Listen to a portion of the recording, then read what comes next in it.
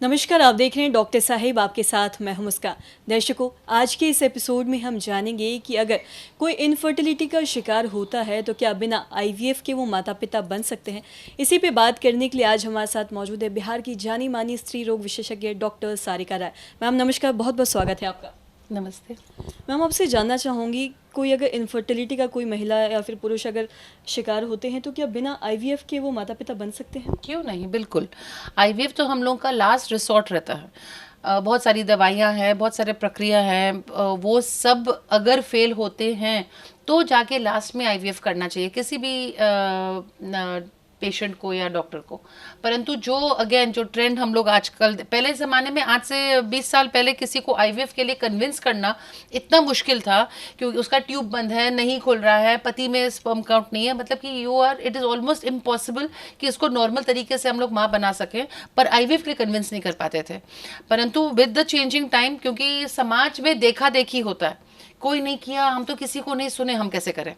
परंतु अब हर तीसरे घर में एक आईवीएफ का बच्चा हो रहा है, इसलिए अब मरीज, मतलब शादी हुई नहीं 1 साल के अंदर पहुंच जाते हैं बोलने के लिए हम लोग का आईवीएफ कर दीजिए।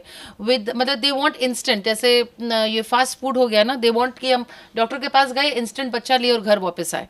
So that is why IVF इतना मशरूम के जैसे हर गली लुक्कड़ में खुल रहा है। परंतु 90 परसेंटेज तो हम नहीं बोल पाएंगे, but a large number of patients जो आज के ज़माने में आईवीएफ करवा रहे हैं, उनका आराम से दवाइयों के द्वारा भी बच्चा हो सकता है। जी, और साथ ही आपसे एक बहुत ज़रूरी चीज़ जानना चाहूँगी कि महिलाएं ऐसा सोचती हैं कि मासिक धर्म में अगर टैम्पॉन का यूज़ करती है तो उनका हाइमन ब्रेक हो जाएगा, तो इसमें कितनी सच्चाई है? बिल्कुल, if you are inserting anything inside तो हाइमन तो ब्रेक होगा ही। जी, तो ये एकदम सच्चाई है। और साथ ही आपसे जानना चाहूँगी कि किसी भी महिला के लिए, खासकर प्रेग्नेंट लेडी की अगर हम बात करें, तो उनके लिए साल में एक बार गायनिकोलॉजिकल टेस्ट करवाना कितना ज़रूरी है? अगर आप 35 प्लस हैं तो सिर्फ गायनी नहीं, आपको इनफैक्ट अपने पूरे शरीर का 1 ईयर पे भी too early, but at least once in every 3 years, हर 3 साल पे डॉक्टर से अपना ब्लड प्रेशर, अपना ब्लड शुगर, लिवर, किडनी का जो जांच होता है, एक बेसिक अल्ट्रासाउंड ज़रूर कराना चाहिए।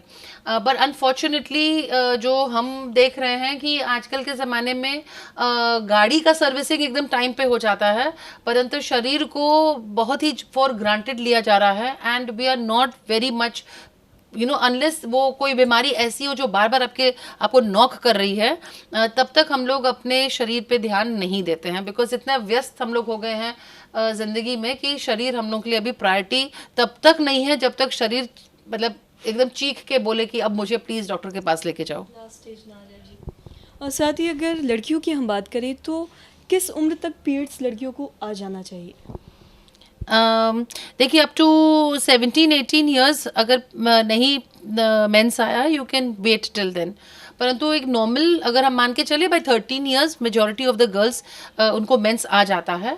पर अब देखा गया है आजकल मेंस बहुत जल्दी आ रहा है। In fact we have seen girls जिनको मेंस 7 ईयर्स में भी आया हुआ है। और ये होने का कारण क्या हो सकता है? I think may be diet is one reason. Ma'am, बहुत बहुत शुक्रिया ये तमाम जानकारी देने के लिए। Thank you. तो आशा करते हैं दर्शकों ये तमाम जानकारी आपके लिए लाभदायक रही हो। तो आज के इस वीडियो में इतना ही। अगर आपने अब तक हमारे चैनल को सब्सक्राइब नहीं किया तो तुरंत कर ले। साथ ही हमारे फेसबुक पेज को लाइक करें। वीडियो देखने के लिए आपका धन्यवाद।